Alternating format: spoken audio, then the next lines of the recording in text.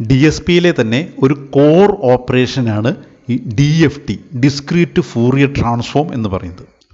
ഇതിൻ്റെ കോൺസെപ്റ്റ് മനസ്സിലാക്കിയാൽ തന്നെ DSP പഠിക്കാനുള്ള വലിയൊരു കടമ്പ കടന്നു എന്ന് തന്നെ പറയാം.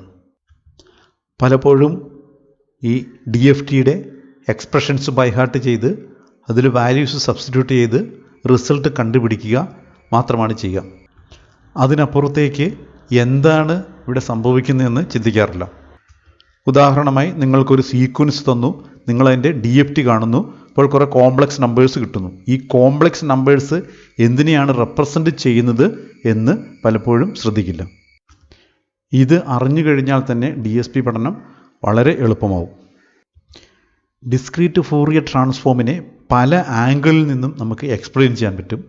ഇതിൻ്റെ ബേസ് എന്ന് പറയുന്നത് ലീനിയർ ആൾജിബ്രയാണ്. വെറുതെ പ്രോബ്ലം ചെയ്തു പോവുകയാണെങ്കിൽ നിങ്ങൾ പഠിക്കുന്നത് DSP ആയിരിക്കില്ല, മറിച്ച് മാത്തമാറ്റിക്സ് ആയിരിക്കും. DFTയുടെ ഒരു സിമ്പിൾ എക്സ്പ്ലനേഷൻ ഒന്ന് നോക്കാം. ഫൂറിയർ സീരീസ് നിങ്ങൾ ഡീറ്റെയിൽ ആയിട്ട് പഠിച്ചിട്ടുണ്ട്. ഫൂറിയർ സീരീസ് അപ്ലൈ ചെയ്യുന്നത് ഒരു പീരിയോഡിക് സിഗ്നലിനാണ്. ഇതിൻ്റെ ഡെഫിനിഷൻ എങ്ങനെയാണ്? Any periodic signal can be expressed as the algebraic sum of its weighted harmonic frequency components. ഈ ഒരു ഫിഗറിൽ നോക്കുക, ഇവിടെ ഒരു rectangular pulse, it is a periodic function. ഇത് -∞ മുതൽ +∞ വരെ എക്സ്റ്റെൻഡ് ചെയ്യുന്നു. ഈ ഒരു പീരിയോഡിക് ഈ റെക്റ്റാങ്കുലർ ഫങ്ഷനെ നമുക്ക് ഇതിൻ്റെ ഹാർമോണിക്കലി റിലേറ്റഡ് സിനുസോയിഡൽ ഫങ്ഷൻസ് വെച്ചിട്ട് റീപ്ലേസ് ചെയ്യാം, അല്ലെങ്കിൽ റീകൺസ്ട്രക്റ്റ് ചെയ്യാം. ഇവിടെ നോക്കുക, ഫസ്റ്റ് വൺ ഇതിൻ്റെ ഫണ്ടമെൻ്റൽ കോമ്പോണൻറ്റ്, ദെൻ ഇതിനോടുകൂടി തേർഡ് ഹാർമോണിക്ക് ആഡ് ചെയ്തപ്പോൾ ഇത് കുറേ കൂടി റെക്റ്റാങ്കുലറായി. വീണ്ടും ഇതിൻ്റെ ഫിഫ്ത്ത് ഹാർമോണിക് ഇതിനോടുകൂടി ആഡ് ചെയ്ത് കഴിഞ്ഞപ്പോൾ ഇത് വീണ്ടും കുറേ കൂടി ഇത് റെക്റ്റാങ്കുലറായി. ഇതിങ്ങനെ ഹാർമോണിക്സ് ആഡ് ചെയ്യുന്തോറും this will become more and more rectangle. അതായത് റീകൺസ്ട്രക്ഷൻ ഓൾമോസ്റ്റ് ഈ ഒരു റെക്റ്റാങ്കിളിൻ്റെ അതേ ഷേപ്പിലേക്ക് വരുന്നു. ഇങ്ങനെ നമ്മൾ infinite number of harmonics add ചെയ്ത് കഴിഞ്ഞാൽ എക്സാക്ട്ലി ഈ ഒരു റെക്റ്റാങ്കുലർ പൾസിനെ നമുക്ക് തിരിച്ച് ഉണ്ടാക്കിയെടുക്കാം.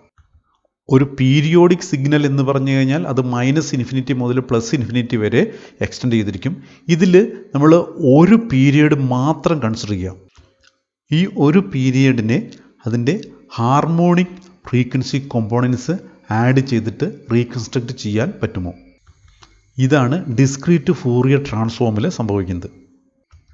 നമുക്ക് തന്നിരിക്കുന്നത് ഏതെങ്കിലും ഒരു സിഗ്നലിൻ്റെ സാമ്പിൾഡ് ഡാറ്റയായിരിക്കും.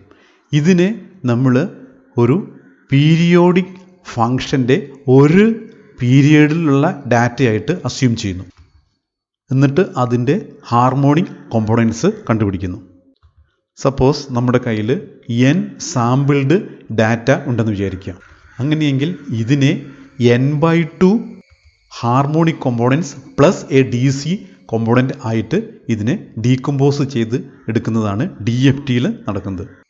n ഈവൻ ആണെങ്കിൽ n/2, n ഓഡ് ആണെങ്കിൽ n-1/2 ഹാർമോണിക് കോമ്പോണൻസ് ഉണ്ടായിരിക്കും.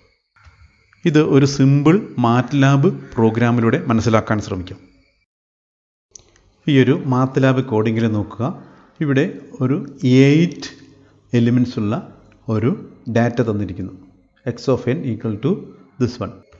8 എലിമെൻറ്റ്സ് ആണെങ്കിൽ ഇതിനെ 8/2 4 ഹാർമോണിക് കോമ്പോണൻസും പ്ലസ് എ DC കോമ്പോണൻറ്റും വെച്ചിട്ട് ഇതിനെ ഡീകമ്പോസ് ചെയ്യാൻ സാധിക്കണം. ഇവിടെ നമ്മൾ അസ്യൂം ചെയ്യുന്നത് സാമ്പിളിംഗ് തിയറം സാറ്റിസ്ഫൈ ചെയ്യുന്ന ഡാറ്റയാണ് ഇതെന്നാണ്. ഈ പ്രോഗ്രാം ഒന്ന് റൺ ചെയ്ത് നോക്കാം.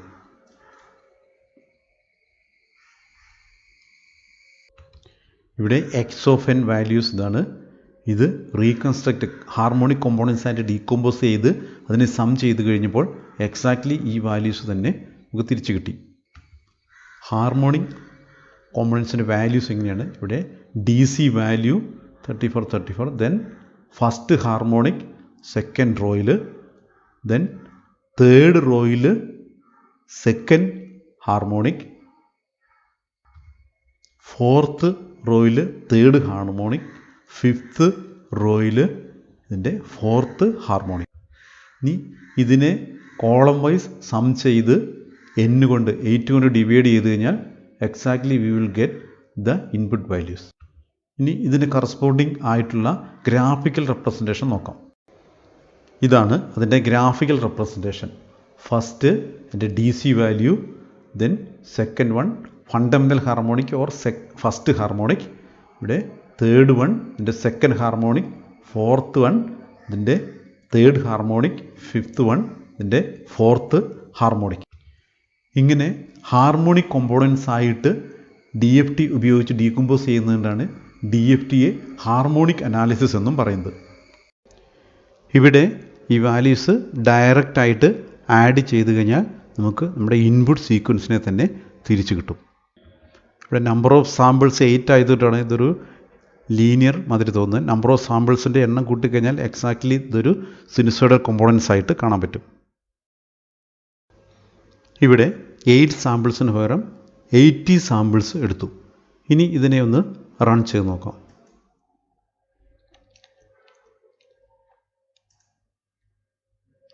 ഈ ഒരു ഫിഗറിൽ നോക്കിക്കഴിഞ്ഞാൽ ഇവിടെ DC component, fundamental harmonic, second harmonic, third harmonic, fourth harmonic, then fifth harmonic, ഇങ്ങനെ അപ് ടു 40th ഹാർമോണിക് വരെ ഇങ്ങനെ കണ്ടിന്യൂ ചെയ്യും. ഇനി ഇതെല്ലാം കൂടെ സം ചെയ്ത് കഴിഞ്ഞാൽ എക്സാക്ട്ലി ഇവിടെ ഈ ഒരു ഇൻപുട്ട് സീക്വൻസിനെ റീകൺസ്ട്രക്റ്റ് ചെയ്യാൻ സാധിക്കും. ഇതാണ് DFTയുടെ ഒരു കോൺസെപ്റ്റ് എന്ന് പറയുന്നത്. ഇനി ഇതിനെക്കുറിച്ച് ഡീറ്റെയിൽഡ് ആയിട്ട് നമുക്കൊന്ന് നോക്കാം. ഈ ഒരു വേവ് ഫോംസ് ശ്രദ്ധിക്കുക. ഇവിടെ 3 wave forms, so 3 different frequency wave forms when added together we received this waveform or this signal. Okay. ഇനി സപ്പോസ് നമ്മുടെ കയ്യിലുള്ളത് ഈ ഒരു പർട്ടിക്കുലർ വേവ് ഫോം ആണ് എന്നുണ്ടെങ്കിൽ ഇതിൽ നിന്നും എങ്ങനെ ഈ 3 വേവ് ഫോംസിനെ നമുക്ക് വേർതിരിച്ചെടുക്കാം? അതിനുള്ള വഴിയെന്ന് പറയുന്നത്, ഇതിലെ സപ്പോസ് ഈ ഒരു ബ്ലൂ വേവ് ഫോം എടുക്കുക. ഇതിൽ ഈ ഒരു പർട്ടിക്കുലർ നമ്മുടെ സിഗ്നലിൽ ഈ ബ്ലൂ വേവ് ഫോം എന്തുമാത്രം ഉണ്ട് എന്നറിയുന്നതിനായിട്ട് ഈ ബ്ലൂ വേവ് ഫോമിൻ്റെ സെയിം ഫ്രീക്വൻസിയുള്ള യൂണിറ്റ് ആംപ്ലിറ്റ്യൂഡ് ഫ്രീക്വൻസി കൊണ്ട് ഈ സിഗ്നലിനെ മൾട്ടിപ്ലൈ ചെയ്ത് അതിനെ ഇൻ്റഗ്രേറ്റ് ചെയ്യുക. അപ്പോൾ കിട്ടുന്ന വാല്യൂ ആയിരിക്കും ഈ ബ്ലൂ വേവ് ഫോമിൻ്റെ ടോട്ടൽ ആംപ്ലിറ്റ്യൂഡ്, ഇത് എന്തുമാത്രം ഉണ്ട് എന്ന്. അതുപോലെ തന്നെ ഈ ഓറഞ്ച് വേവ് ഫോം എത്രയുണ്ട് എന്ന് അറിയണമെങ്കിൽ ഈ ഓറഞ്ച് വേവ് ഫോമിൻ്റെ സെയിം ഫ്രീക്വൻസിയുള്ള ഒരു യൂണിറ്റ് വേവ് ഫോം കൊണ്ട് ഈ സിഗ്നലിനെ മൾട്ടിപ്ലൈ ചെയ്യുക, ദെൻ ഇൻ്റഗ്രേറ്റ് ചെയ്യുക. Then you will get this wave form. Similarly this green wave form. Sinusoidal wave ഫോമിൻ്റെ ഓർത്തോഗണാലിറ്റി പ്രിൻസിപ്പിൾ ഒരു പക്ഷേ നിങ്ങൾ പഠിച്ചിട്ടുണ്ടാകാം.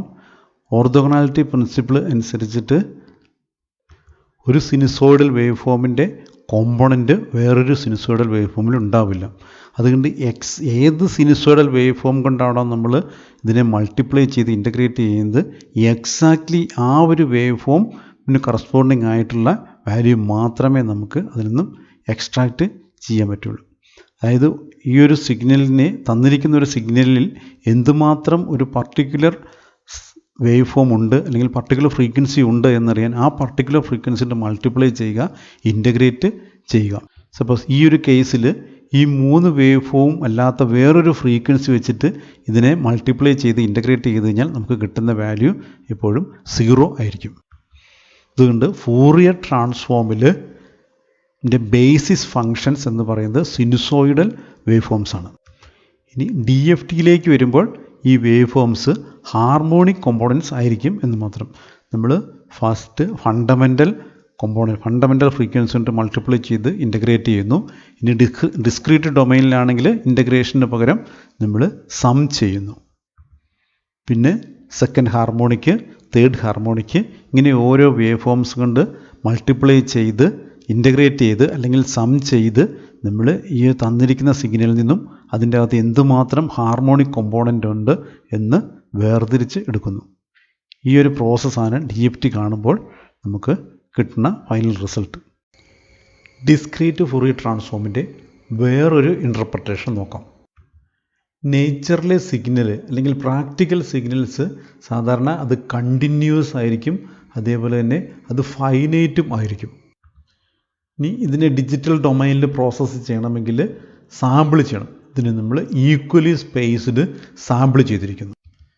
നേരത്തെ ഒരു തിയറം പഠിച്ചിരുന്നു, ഒരു അപ്പീരിയോഡിക് കണ്ടിന്യൂസ് സിഗ്നലിനെ ഈക്വലി സ്പേസിൽ സാമ്പിൾ ചെയ്ത് കഴിഞ്ഞാൽ എൻ്റെ അതർ ഡൊമൈനിൽ അത് കണ്ടിന്യൂസും ആയിരിക്കും, അതേപോലെ തന്നെ പീരിയോഡിക്കും ആയിരിക്കും. അപ്പം ഈ സിഗ്നലിനെ സാമ്പിൾ ചെയ്ത് കഴിഞ്ഞാൽ അതിൻ്റെ ഫ്രീക്വൻസി സ്പെക്ട്രം അല്ലെങ്കിൽ ഫ്രീക്വൻസി ഡൊമൈനിൽ ചെന്ന് കഴിയുമ്പം അതിൻ്റെ നേച്ചർ എങ്ങനെയായിരിക്കും. ഇത് കണ്ടിന്യൂസ് ആണ്, ഇത് പീരിയോഡിക്കാണ്. ഹിയർ 0 to 2π ഇത് ഇങ്ങനെ റിപ്പീറ്റ് ചെയ്ത് പോകുന്നു. ഇനി ഒന്ന് ചിന്തിച്ച് നോക്കുക, ഈ സ്പെക്ട്രത്തെ, അതായത് ഈ ഒരു കണ്ടിന്യൂസ് പീരിയോഡിക് സ്പെക്ട്രത്തെ എഗെയിൻ നമ്മൾ സാമ്പിൾ ചെയ്തു എന്ന് വിചാരിക്കാം. -∞ to +∞ വരെ ഇതിന് ഈക്വലി സ്പേസിൽ സാമ്പിൾ ചെയ്ത് കഴിഞ്ഞാൽ എഗെയിൻ വീണ്ടും അതർ ഡൊമൈനിലേക്ക് സാമ്പിൾ ചെയ്തതിന് ശേഷം ടൈം ഡൊമൈനിലേക്ക് പോയി കഴിഞ്ഞാൽ അതിൻ്റെ നേച്ചർ എന്തായിരിക്കും? ഇവിടെ അതർ ഡൊമൈനിലും അത് സാമ്പിൾഡ് ആയിരിക്കും, പീരിയോഡിക് ആയിരിക്കും. ഈ താഴത്തെ ഫിഗറിൽ കാണിച്ചിരിക്കുന്ന ഇതാണ്. ഇത് ചെയ്തു കഴിഞ്ഞാൽ രണ്ട് ഡൊമൈനിലും, ടൈം ഡൊമൈനിലും ഫ്രീക്വൻസി ഡൊമൈനിലും ഇത് ഈക്വലി സ്പേസ്ഡ് സാമ്പിൾഡ് ആണ്, അതേപോലെ ഇത് പീരിയോഡിക്കുമാണ്.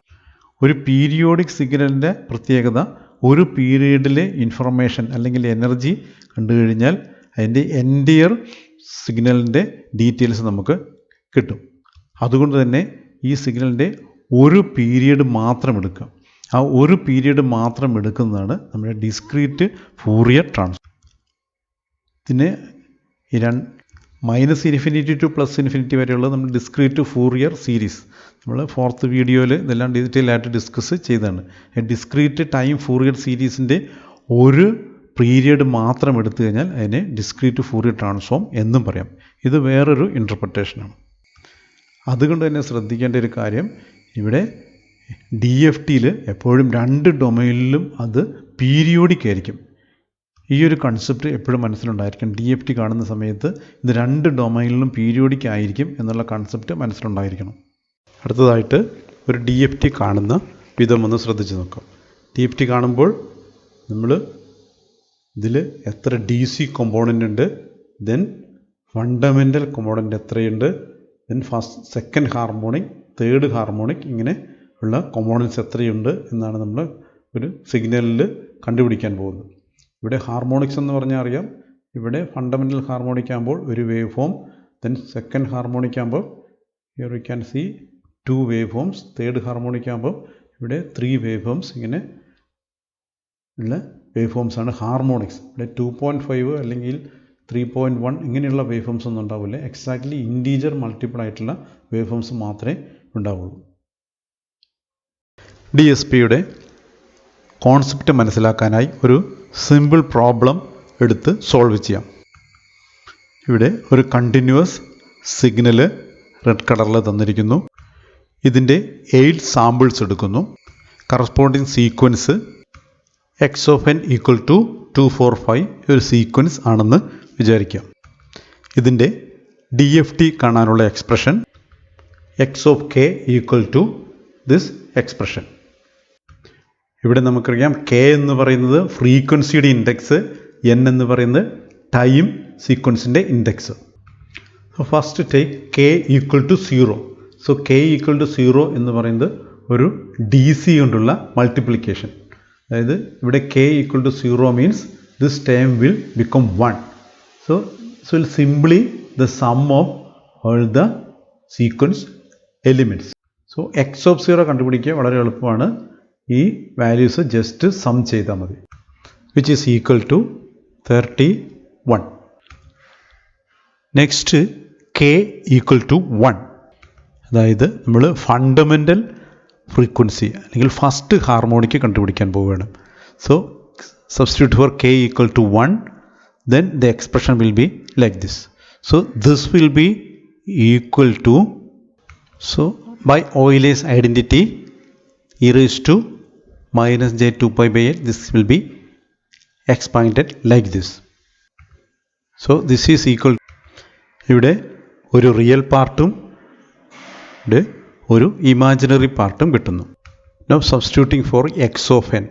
So x of n ന്റെ first element 2 into cos of n equal to 0. Then second value is 4 into cos 2 pi by 8 into 1 plus etc. ഇങ്ങനെ 8 ടേംസ്. അതേപോലെ തന്നെ ഇമാജിനറി പാർട്ടിൽ ഇതിൽ n വാല്യൂസ് സബ്സ്റ്റിറ്റ്യൂട്ട് ചെയ്യുക, എക്സ്പാൻഡ് ചെയ്ത് 8 ടേംസ്. അപ്പോൾ ഇതിൽ ഫസ്റ്റ് 8 ടേംസ് സം ചെയ്ത് കഴിയുമ്പോൾ we get the real part and second part we get the imaginary part. ഇവിടെ ഫൂറിയർ ട്രാൻസ്ഫോം DFT കാണുക എന്ന് പറയുന്നത് ഒരു tedious ടാസ്ക്കാണ്. അതുകൊണ്ട് തന്നെയായിരിക്കാം ഫൂറിയർ ട്രാൻസ്ഫോമിനെ പലപ്പോഴും 4-year ട്രാൻസ്ഫോം എന്ന് കളിയാക്കി പറയാറുണ്ട്. കാരണം ഒരു പ്രോബ്ലം ചെയ്യണമെങ്കിൽ 4 വർഷം എടുക്കും എന്നുള്ളതാണ്.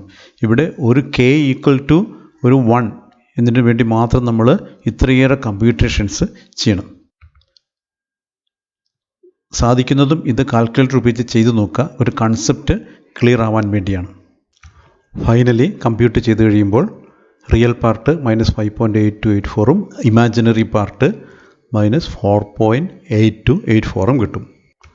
ഈ ഒരു കോമ്പിനേഷനെ സാധാരണ ബിൻ എന്നാണ് പറയുന്നത്. ഇതിനെ ഫസ്റ്റ് ബിൻ എന്ന് പറയാം. Bin number 1. k equal to 1 കണ്ടുപിടിച്ച മാതിരി തന്നെ k equal to 2, 3 up to 7 വരെ കമ്പ്യൂട്ട് ചെയ്യാം. സോ നമുക്ക് ഫസ്റ്റ് ബിൻ, സെക്കൻഡ് ബിൻ അങ്ങനെ അപ് ടു 7th ബിൻ വരെ കിട്ടും. ഇനി ഇവിടെ ഫിസിക്കലി എന്താണ് കമ്പ്യൂട്ട് ചെയ്യുന്നത് നോക്കാം. ഫോർ എക്സാമ്പിൾ ഇവിടെ fundamental component k equal to 1 corresponding ആയിട്ട് ഒരു റിയൽ പാർട്ടും ഒരു ഇമാജിനറി പാർട്ടും. അതായത് റിയൽ പാർട്ട് എന്ന് പറയുന്നത് ഈ ഒരു ഫണ്ടമെൻ്റൽ കൊസൈൻ കൊണ്ടാണ് നമ്മൾ മൾട്ടിപ്ലൈ ചെയ്യണത്. ഇതൊരു യൂണിറ്റ് ആംപ്ലിറ്റ്യൂഡുള്ള ഒരു കൊസൈൻ ഫംഗ്ഷനെ നമ്മൾ ഈ സിഗ്നൽ കൊണ്ട് സിഗ്നലിനെ മൾട്ടിപ്ലൈ ചെയ്യുന്നു. അതായത് ഇക്വേഷൻസ് നോക്കിക്കഴിഞ്ഞാൽ അറിയാം, ഇവിടെ 0 വാല്യൂയും ഇവിടുത്തെ കറസ്പോണ്ടിങ് 0 കൊസൈൻ്റെ വാല്യൂയും തമ്മിൽ മൾട്ടിപ്ലൈ ചെയ്യുന്നു. സിമിലർലി ഇവിടെ ഫസ്റ്റ് ഇവിടുത്തെ ഈ സിഗ്നലിൻ്റെ ഫസ്റ്റ് വാല്യൂയും മൾട്ടിപ്ലൈ ചെയ്യുന്നു. ഇങ്ങനെ വാല്യൂസ് മൾട്ടിപ്ലൈ ചെയ്ത് നമ്മൾ സം ചെയ്യുന്നു. ഈ കിട്ടുന്ന വാല്യൂ ആണ് ഇതിൻ്റെ റിയൽ പാർട്ട്. അതായത് അൾട്ടിമേറ്റ്ലി നമുക്ക് കിട്ടുന്ന ഈ ഒരു പർട്ടിക്കുലർ ഫ്രീക്വൻസി ഈ ഒരു സിഗ്നലിൽ എന്തുമാത്രം ഉണ്ട് എന്ന് ഒരു ഇൻഫർമേഷൻ കിട്ടുന്നു. അതുപോലെ തന്നെ ഇവിടെ സിനുസോയിഡൽ കൊണ്ട് മൾട്ടിപ്ലൈ ചെയ്ത് സം ചെയ്യുമ്പോൾ നമുക്ക് അതിൻ്റെ ഇമാജിനറി പാർട്ടും കിട്ടുന്നു. ഈ റിയൽ പാർട്ടും ഇമാജിനറി പാർട്ടും ഉണ്ടെങ്കിൽ മാത്രമേ നമുക്ക് ആ സിഗ്നലിൻ്റെ ആ ഒരു കറസ്പോണ്ടിങ് ഹാർമോണിക്സിൻ്റെ ഫേസ് കണ്ടുപിടിക്കാൻ സാധിക്കുകയുള്ളൂ, ഫേസ് ആംഗിൾ കിട്ടുകയുള്ളൂ.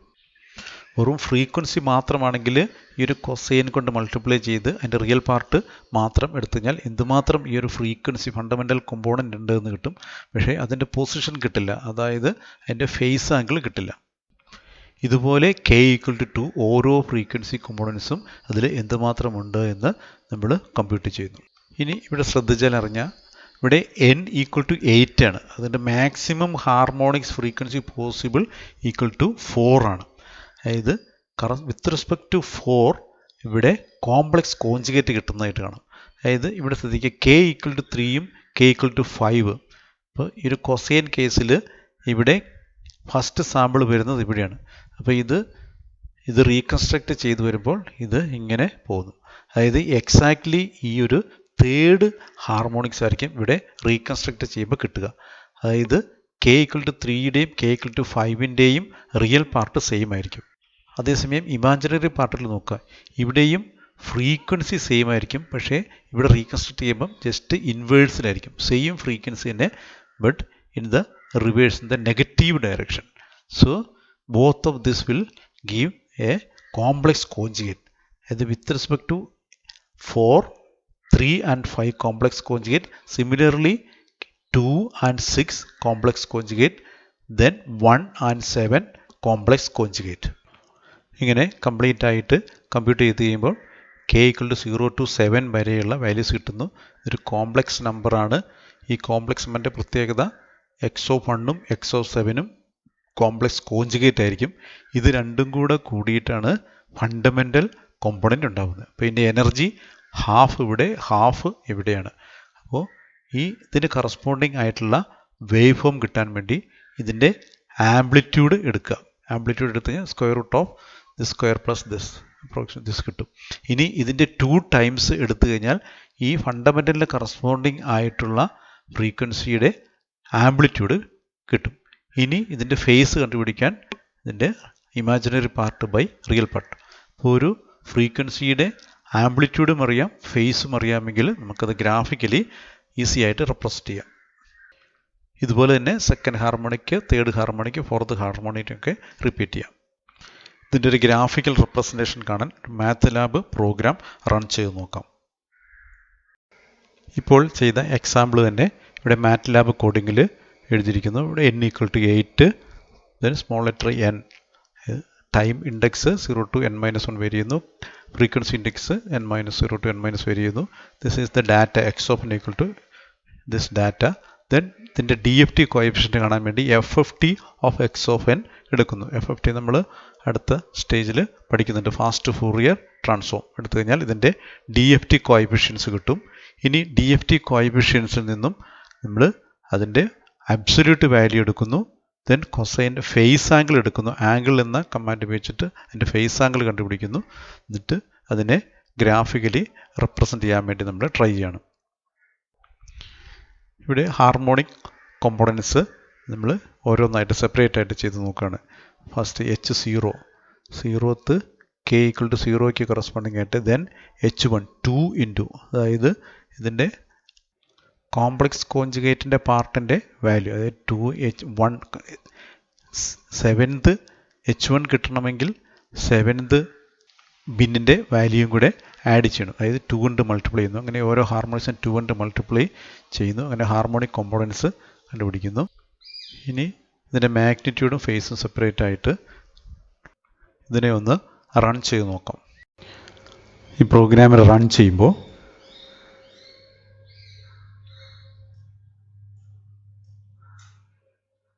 ഇതിൻ്റെ ഗ്രാഫിക്കൽ റെപ്രസെൻറ്റേഷൻസ് കിട്ടുന്നു. This is the DC component, then fundamental, second, third ഹാർമോണിക്സിൻ്റെ വേവ് ഫോംസ് കിട്ടുന്നു. ഇത് ആഡ് ചെയ്ത് കഴിഞ്ഞാൽ നമ്മുടെ ഇൻപുട്ട് സീക്വൻസ് തന്നെ തിരിച്ചു കിട്ടും.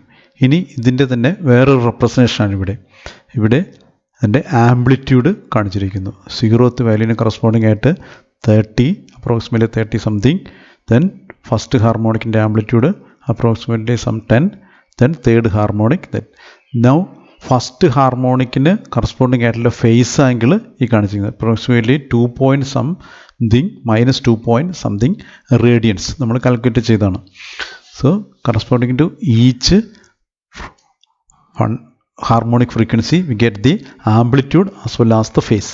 ഇതിൻ്റെ ഗ്രാഫിക്കൽ റെപ്രസെൻറ്റേഷനാണ് ഈ ലെഫ്റ്റ് സൈഡിൽ കാണിച്ചിരിക്കുന്നത്. ഇതിൽ നിന്ന് തന്നെ DFT കുറിച്ചുള്ള ഏകദേശം കൺസെപ്റ്റ് മനസ്സിലാക്കാൻ സാധിച്ചിട്ടുണ്ടായിരിക്കും. ഇവിടെ ഇൻപുട്ട് വാല്യൂവും അതിൻ്റെ ഹാർമോണിക്സ് സം ചെയ്ത വാല്യൂസുമാണ് കാണിച്ചിരിക്കുന്നത്. ഇത് കമ്പയർ ചെയ്താൽ മനസ്സിലാകും രണ്ടും സെയിം വാല്യൂസ് തന്നെയാണ്. Now the harmonic components H = this one.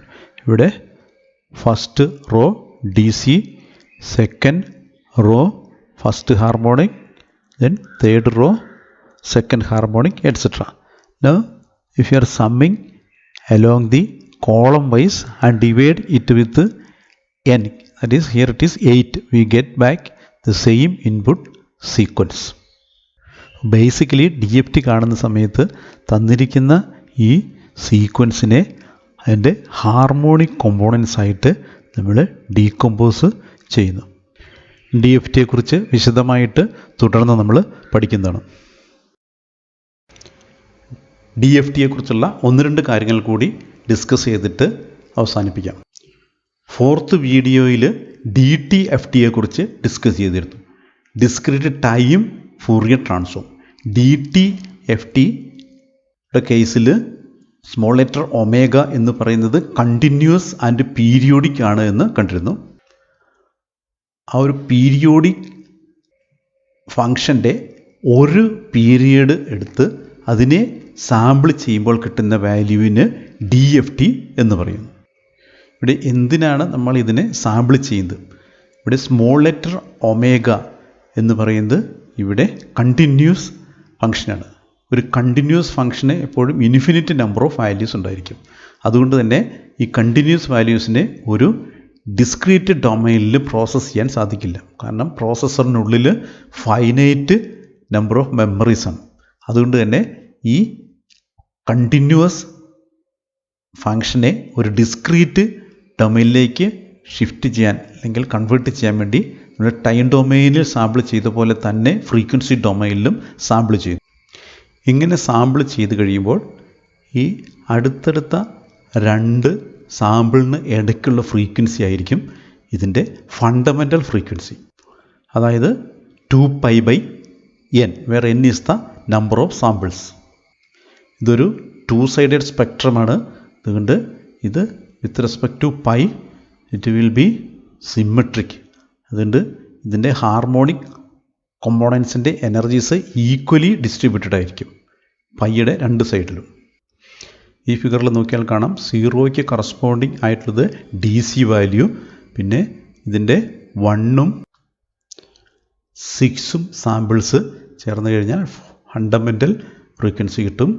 Then സെക്കൻഡും അതുപോലെ 5ഉം ചേർന്ന് കഴിഞ്ഞാൽ സെക്കൻഡ് ഹാർമോണിക് കിട്ടും. ഇവിടെ 2πയ്ക്ക് കറസ്പോണ്ടിങ് ആയിട്ടുള്ള വാല്യൂ എന്ന് പറയുന്നത് അടുത്ത സൈക്കിളിൻ്റെയാണ്. അതുകൊണ്ട് ഈ ഒരു പർട്ടിക്കുലർ കേസിൽ ഇവിടെ നോക്കിയാൽ കഴിഞ്ഞാൽ ഇവിടെ നമ്പർ ഓഫ് സാമ്പിൾസ് 7 ആയിട്ടാണ് എടുത്തിരിക്കുന്നത്. 7 എന്ന് പറയുന്നത് ഒരു ഓഡ് നമ്പറാണ്. ഓഡ് നമ്പർ ഓഫ് സാമ്പിൾസ് ആണ് എന്നുണ്ടെങ്കിൽ പൈയുടെ രണ്ട് സൈഡിലും ഓരോ സാമ്പിൾസ് കോംപ്ലക്സ് കോഞ്ചുഗേറ്റ് വാല്യൂസ് വരും.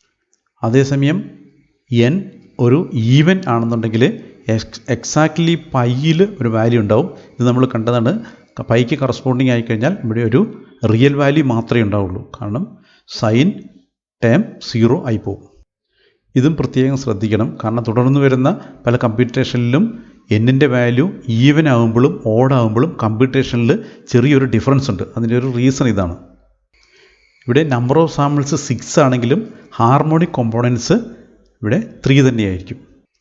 ഇപ്പോൾ 6 ആണ് ഈവൻ നമ്പർ ആണെന്നുണ്ടെങ്കിൽ സെൻറ്ററിൽ പൈക്ക് കറസ്പോണ്ടിങ് ആയിട്ടുള്ള ഒരു റിയൽ ടൈം വരും.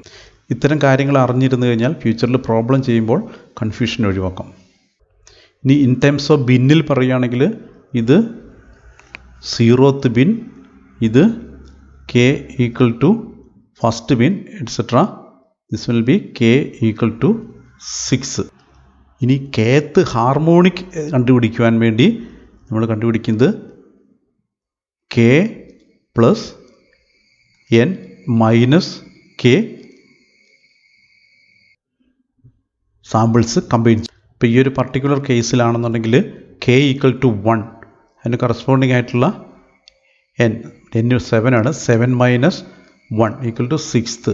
ഏത് 6th പൊസിഷനിലെയും kth പൊസിഷനിലെയും സാമ്പിൾസ് കമ്പൈൻ ചെയ്തിട്ടാണ് നമുക്ക് k ഈക്വൽ ടു 1 ഇത് ഫസ്റ്റ് ഹാർമോണിക്ക് കിട്ടുന്നത്. ഇതിനെയാണ് പ്രോപ്പർട്ടീസ്, DFTയുടെ പ്രോപ്പർട്ടീസിൽ നമ്മൾ x ഓഫ് k ഈക്വൽ ടു x ഓഫ് n minus k complex conjugate എന്ന് പ്രൂവ് ചെയ്ത്.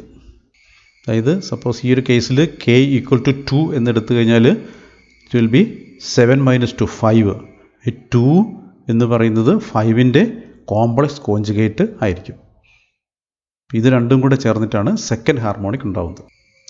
ഇവിടെ നോക്കിയാൽ കാണാം ടൈം ഡൊമൈനിൽ നമ്മൾ നോർമലൈസ് ചെയ്ത പോലെ തന്നെ ഇവിടെ ഫ്രീക്വൻസി ഡൊമൈനിലും ഡെൽറ്റ ഒമേഗ കൊണ്ട് നമ്മൾ ഇതിനെ എല്ലാത്തിനെയും ഡിവൈഡ് ചെയ്യുന്നു അല്ലെങ്കിൽ സ്കെയിൽ ചെയ്യുന്നു. ഇത് ഡെൽറ്റ ഒമേഗ എന്ന് പറയുന്നത് ഇവിടെ ഫണ്ടമെൻ്റൽ ഫ്രീക്വൻസിയാണ്. ഈ ഫണ്ടമെൻ്റൽ ഫ്രീക്വൻസി കൊണ്ട് ഇതിനെ ഡിവൈഡ് ചെയ്യുമ്പോൾ നമുക്കിവിടെ ഇൻറ്റീജർ വാല്യൂസ് കിട്ടുന്നു ടൈം ഡൊമൈനിനെ പോലെ തന്നെ.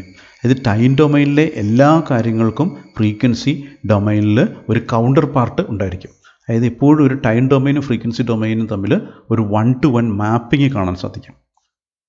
അതുകൊണ്ട് തന്നെ എപ്പോഴും ശ്രദ്ധിക്കണം, ഈ തന്നിരിക്കുന്ന എക്സ് ആക്സിസ് ടൈമാണോ ഫ്രീക്വൻസി ആണോ എന്ന് ശ്രദ്ധിച്ചിട്ട് വേണം കാര്യങ്ങൾ. അടുത്തതായിട്ട് DFTയുടെ 1-2 പ്രാക്ടിക്കൽ ആപ്ലിക്കേഷൻസ് ഡിസ്കസ് ചെയ്യാം. DFTയുടെ ഒരു അൾട്ടിമേറ്റ് മീനിങ് എന്താണ് എന്നൊന്ന് നോക്കാം. നമ്മളെ സംബന്ധിച്ചിടത്തോളം നമ്മുടെ കയ്യിൽ കുറേ ഇൻപുട്ട് ഡാറ്റ, അതായത് കുറേ നമ്പേഴ്സ് മാത്രമാണുള്ളത്. ഇതിൻ്റെ DFT കാണുമ്പോൾ ഈ ഡാറ്റയുടെ എന്ത് ഇൻഫർമേഷനാണ് നമുക്ക് കിട്ടുന്നത് എന്ന് നോക്കാം. സപ്പോസ് x(0), അതായത് k = 0 എന്ന് പറഞ്ഞു കഴിഞ്ഞാൽ നമുക്ക് കിട്ടുന്നത് ഇതിൻ്റെ DC കോമ്പോണൻറ്റ്, അതായത് ഇതിനെ സം ചെയ്തിട്ട് ഇതിൻ്റെ നമ്പർ ഓഫ് എലിമെൻറ്റ്സ് കൊണ്ട് ഡിവൈഡ് ചെയ്യുന്നു, അതിൻ്റെ ഒരു ആവറേജ് വാല്യൂ കിട്ടുന്നു. ഇനി x(k) = 1 എന്ന് പറഞ്ഞാൽ എന്തായിരിക്കും? അതായത് k = 1 എന്ന് പറഞ്ഞു കഴിഞ്ഞാൽ ഇതിൻ്റെ വേരിയേഷൻസ് സ്മൂത്ത്, എന്തുമാത്രം സ്മൂത്തായിട്ടാണ് ഇതിലെ ഡാറ്റകൾ വേരി ചെയ്യുന്നത്. അതായത് 1-ൽ നിന്നും 2-ലേക്ക് ഒരു സ്മൂത്ത് ട്രാൻസിഷനാണ്, 2-ൽ നിന്ന് 3-ലേക്ക് ഒരു സ്മൂത്ത് ട്രാൻസിഷനാണ്, ഇവിടെ നോക്കിക്കഴിഞ്ഞാൽ ഇവിടെ 11-നും 12-ലേക്ക് ഒരു സ്മൂത്ത് ട്രാൻസിഷനാണ്. ഇങ്ങനെ എന്തുമാത്രം സ്മൂത്തായിട്ടാണ് ഈ ഡാറ്റ വേരി ചെയ്യുന്നത് എന്നുള്ള ഇൻഫർമേഷനാണ് k = 1 കൊണ്ട് കിട്ടുക. ഇനി k = 2 ആണെങ്കിലോ കുറച്ചുകൂടെ ഷാർപ്പായിട്ടുള്ള വേരിയേഷൻസ്, അതായത് 1-ൽ നിന്നും 3-ൽ നിന്നും 5-ലേക്ക്, ദെൻ 5-ൽ നിന്നും 7-ലേക്ക്, ദെൻ 7-ൽ നിന്നും 15-ലേക്ക് ഉള്ള കുറച്ചുകൂടെ ഷാർപ്പായിട്ടുള്ള വേരിയേഷൻസ് എന്തുമാത്രം എന്നുള്ള ഇൻഫർമേഷന് k = 2-ൽ കിട്ടുന്നു. അതേപോലെ k = 3 ആയിക്കഴിഞ്ഞാൽ കുറച്ചുകൂടെ ഷാർപ്പായിട്ടുള്ള വേരിയേഷൻസ്, അതായത് 7 to 15 എന്നുള്ള വേരിയേഷൻസ് ഇങ്ങനെയുള്ള കുറച്ചുകൂടെ ഷാർപ്പായിട്ട് ഇതിങ്ങനെ ഇൻക്രീസ് ചെയ്ത് kയുടെ maximum value, in this particular case k = 12 ആകുന്ന, നോട്ട് 12, ഇതിൻ്റെ പകുതി, അതായത് k = 6 ആകുന്ന ഹാർമോണിക്, ഹയസ്റ്റ് ഹാർമോണിക് കോമ്പോണൻ്റ് എന്ന് പറഞ്ഞു കഴിഞ്ഞാൽ ഇതിൻ്റെ അകത്ത് സഡൻ ചേഞ്ചസ് വരുന്ന എന്തുമാത്രം ഇൻഫർമേഷൻ ഉണ്ട്. ഇവിടെ നോക്കിക്കഴിഞ്ഞാൽ 50-ൽ നിന്നും 100-ലേക്ക് സഡൻ ചേഞ്ച്, ദെൻ 100-ൽ നിന്നും 1-ലേക്കുള്ള സഡൻ ചെയ്ത്, അപ്പോൾ ഇതെല്ലാം ഹൈ ഫ്രീക്വൻസീസിനെയാണ് ഇൻഡിക്കേറ്റ് ചെയ്യുന്നത്. അപ്പോൾ അൾട്ടിമേറ്റ്ലി നമുക്ക് കിട്ടുന്നത് ഈ ഒരു ഇൻഫർമേഷനാണ്. ഈ ഇൻഫർമേഷനിൽ നമുക്ക് ആവശ്യമുള്ള ഡാറ്റ ഏത് ഫ്രീക്വൻസി റേഞ്ചിലാണോ അല്ലെങ്കിൽ ഫ്രീക്വൻസി കോമ്പോണൻ്റാണ് കിട്ടുന്നത് അതിനെ നമ്മൾ ഫിൽറ്റർ ചെയ്ത് എക്സ്ട്രാക്റ്റ് ചെയ്യുന്നു. ആവശ്യമില്ലാത്ത പാർട്ടിനെ, ഫ്രീക്വൻസി കോമ്പോണൻസിനെ നമ്മൾ റിമൂവ് ചെയ്യുന്നു അല്ലെങ്കിൽ ഫിൽറ്റർ ചെയ്ത് ഒഴിവാക്കുന്നു. സാധാരണയായി ഹൈ ഫ്രീക്വൻസി കോമ്പോണൻസ് പലപ്പോഴും നോയ്സ് ആയിരിക്കും, അതുകൊണ്ട് അതിനെ സാധാരണ ഫിൽറ്റർ ചെയ്ത് ഒഴിവാക്കും. ഇതാണ് പ്രാക്ടിക്കൽ കേസസിൽ DFT കൊണ്ട് ഉദ്ദേശിക്കുന്നത്. ഇലക്ട്രിക്കൽ ആൻഡ് ഇലക്ട്രോണിക് സർക്യൂട്ടുകളിൽ നമുക്ക് ഫ്രീക്വൻ്റ് ആയിട്ട് ആവശ്യം വരുന്ന ഒന്നാണ് ഈ ഒരു ഹാർമോണിക് അനാലിസിസ് എന്ന് പറയുന്നത്. ഉദാഹരണമായിട്ട് പവർ ക്വാളിറ്റി, ഇലക്ട്രിസിറ്റിയുടെ പവർ ക്വാളിറ്റിയുടെ ഒരു പാരാമീറ്റർ എന്ന് പറയുന്നത് pure sinusoidal wave form with 50 Hz. അപ്പോൾ ഈ പ്യുവർ സിനുസോയിഡൽ വേവ് ഫോം ചില എക്യുപ്മെൻറ്റ്സിലൂടെ പ്രോസസ്സ് ചെയ്ത് കഴിയുമ്പോൾ അല്ലെങ്കിൽ കടന്നു പോയിക്കുമ്പോൾ ഇതിൻ്റെ വേവ് ഫോംസിൻ്റെ ഷേപ്പിൽ ചേഞ്ച് വരുന്നു. ഈ വേവ് ഫോമിൻ്റെ ഷേപ്പിൽ ചേഞ്ച് വരുന്നു എന്നതിൻ്റെ അർത്ഥം ഇതിനോടുകൂടെ ഏതൊക്കെയോ ഹാർമോണിക് കോമ്പോണൻസ് ആഡ് ചെയ്യപ്പെട്ടു എന്നുള്ളതാണ്. അപ്പം നമുക്ക് ഇതിൻ്റെ ഏതൊക്കെ ഹാർമോണിക്കാണ് ഇതിൻ്റെ കൂടെ ഉള്ളത് എന്ന് കാണാൻ വേണ്ടി ഇതിനെ സഫിഷ്യൻറ്റ് നമ്പർ ഓഫ് സാമ്പിൾസ് എടുത്തിട്ട് DFT കണ്ടു കഴിഞ്ഞാൽ കൃത്യമായിട്ട് കാണാൻ പറ്റും ഏത് ഫ്രീക്വൻസി കോമ്പോണൻ്റ് അല്ലെങ്കിൽ ഹാർമോണിക് കോമ്പോണൻ്റാണ് ഇതിൽ പ്രശ്നം ഉണ്ടാക്കുന്നത്. അപ്പോൾ അതിനനുസരിച്ചിട്ട് ഒരു കോമ്പൻസേറ്റിംഗ് അറേഞ്ച്മെൻറ്റ് സർക്യൂട്ട് ഉണ്ടാക്കി കഴിഞ്ഞാൽ ഈ ഒരു ഡിസ്റ്റോർട്ടഡ് വേവ് ഫോമിനെ പ്യുവർ വേവ് ഫോമായിട്ട് വേണമെങ്കിൽ കൺവേർട്ട് ചെയ്യാം. ഇതുപോലെ തന്നെ ഇലക്ട്രോണിക് സർക്യൂട്ടിലും ഇതുകൊണ്ട് നിരവധി ആപ്ലിക്കേഷൻസ് ഉണ്ട്. വേറൊരു ആപ്ലിക്കേഷൻ എന്ന് പറയുന്നത് നമുക്ക് ഡാറ്റയെ റെഡ്യൂസ് ചെയ്യാം. അതായത് ഡാറ്റയെ ഡിലീറ്റ് ചെയ്ത് കഴിഞ്ഞാൽ ഇതിൻ്റെ മെമ്മറി സേവ് ചെയ്യാം, അതുപോലെ തന്നെ പ്രോസസ്സിംഗ് ടൈമിംഗ് നമുക്ക് സേവ് ചെയ്യാം. സപ്പോസ് ഒരു 1000 സാമ്പിൾഡ് ടൈം ഡൊമൈനിൽ 1000 സാമ്പിൾസ് ഉണ്ടെന്ന് വിചാരിക്കാം. ഇനി ഇതിൻ്റെ DFT എടുത്തു കഴിഞ്ഞാൽ ഇതിൽ ചിലപ്പോൾ ആദ്യത്തെ ഒരു 100 സാമ്പിളോ ചിലപ്പോൾ ഒരു 50 സാമ്പിൾസിലോ നമുക്ക് ആവശ്യമുള്ള ഇൻഫർമേഷൻസ് മുഴുവൻ ഉണ്ടാവും. അതായത് അതിന് 100-ന് ശേഷമുള്ള ഒരു ഫ്രീക്വൻസി കോമ്പോണൻസിൻ്റെ അകത്ത് ഇൻഫർമേഷൻ എന്ന് പറയുന്നത് നെഗ്ലിജിബിളി സ്മോൾ ആയിരിക്കും. അപ്പം അങ്ങനെ ഒരു കേസിലാണെന്നുണ്ടെങ്കിൽ നമുക്ക് ഈ ഒരു 1000 ഡാറ്റയ്ക്ക് പകരം വെറും 100 ഡാറ്റ നമുക്ക് സേവ് ചെയ്താൽ സെയിം ഇൻഫർമേഷനെ നമുക്ക് പ്രോസസ്സ് ചെയ്യാൻ സാധിക്കും. അതിനുള്ള ഒരു ഉദാഹരണം ഇമേജ് പ്രോസസ്സിങ്ങിൽ നമുക്ക് നോക്കാം. ഇമേജ് പ്രോസസ്സിങ്ങിലെ ഒരു ഇമേജ് കംപ്രഷൻ ടെക്നിക്കാണ് ഈ കാണിച്ചിരിക്കുന്നത്. ഇവിടെ ഇത് ഒറിജിനൽ ഇമേജ്, ഈ ഇമേജിൻ്റെ വെറും 15% ഡാറ്റ ഉപയോഗിച്ചിട്ട് ഇതിനെ നമ്മൾ സ്റ്റോർ ചെയ്തിട്ട് തിരിച്ചെടുത്ത് കഴിയുമ്പോൾ ഇമേജ് ഇങ്ങനെ കിട്ടുന്നു. ഇത് രണ്ടും തമ്മിലുള്ള വിഷ്വൽ ക്വാളിറ്റി നോക്കിക്കഴിഞ്ഞാൽ വളരെ ചെറിയൊരു ഡിഫറൻസ് നമുക്ക് ഫീൽ ചെയ്തു. പക്ഷേ നമുക്ക് 15% ഡാറ്റ കൊണ്ട് ഇതിനെ നമുക്ക് സേവ് ചെയ്യാൻ സാധിക്കുന്നു. ഇവിടെ നമ്മൾ ചെയ്തത് എന്തെന്ന് വെച്ച് കഴിഞ്ഞാൽ ഈ ഒരു ഇമേജിനെ 8x8 ആയിട്ടുള്ള കുറേ ബ്ലോക്സ് ആയിട്ട് കൺവേർട്ട് ചെയ്തു. അതായത് ഇതെന്ന് പറയുന്നത് ഇവിടെ ഇതെല്ലാം നമ്പേഴ്സാണ്. ഈ നമ്പറിനെ 8x8 ഉള്ള നമ്പേഴ്സായിട്ട് കൺവേർട്ട് ചെയ്തിട്ട് അതിൻ്റെ ഡിസ്ക്രീറ്റ് കൊസൈൻ ട്രാൻസ്ഫോം എടുത്തു. ഡിസ്ക്രീറ്റ് കൊസൈൻ ട്രാൻസ്ഫോം എന്ന് പറയുന്നത് DFTയുടെ റിയൽ വാല്യൂസാണ്. അതായത് കോസ് ഫംഗ്ഷൻ കൊണ്ട് മാത്രം മൾട്ടിപ്ലൈ ചെയ്യുമ്പോൾ കിട്ടുന്നതാണ് അതിൻ്റെ DCT. അതായത് ഈ ഒരു കേസിൽ ഫ്രീക്വൻസി കോമ്പണൻസ് മാത്രമേ എടുക്കുന്നുള്ളൂ. നമ്മൾ ഫേസ് നമ്മൾ ഡിസ്കാർഡ് ചെയ്തിരിക്കുന്നു. എന്നിട്ട് DCT വാല്യൂസിൻ്റെ ആദ്യത്തെ 10 കോഎഫിഷ്യൻസ് മാത്രം നിർത്തി. അതായത് 64 കോഎഫിഷ്യൻസ് ഉള്ളതിൽ നിന്നും ആദ്യത്തെ 10 കോഎഫിഷ്യൻസ് മാത്രം നിർത്തിയിട്ട് അതിനെ വീണ്ടും തിരിച്ച് എടുത്തു കഴിയുമ്പോൾ നമുക്ക് ഇങ്ങനെയൊരു ഇമേജ് കിട്ടുന്നു. ഇതിൻ്റെ ഒരു മാറ്റ്ലാബ് കോഡിംഗ് ആണ് ഇവിടെ കാണിച്ചിരിക്കുന്നത്. ഇവിടെ cameraman.tif എന്ന് പറയുന്ന ഒരു ഇമേജ് അതിനെ ഇതിൽ മാറ്റ്ലാബിലെ പ്രോസസ് 8x8 ആക്കി തിരിച്ചിട്ട് അതിൻ്റെ DCT കാണുന്നു.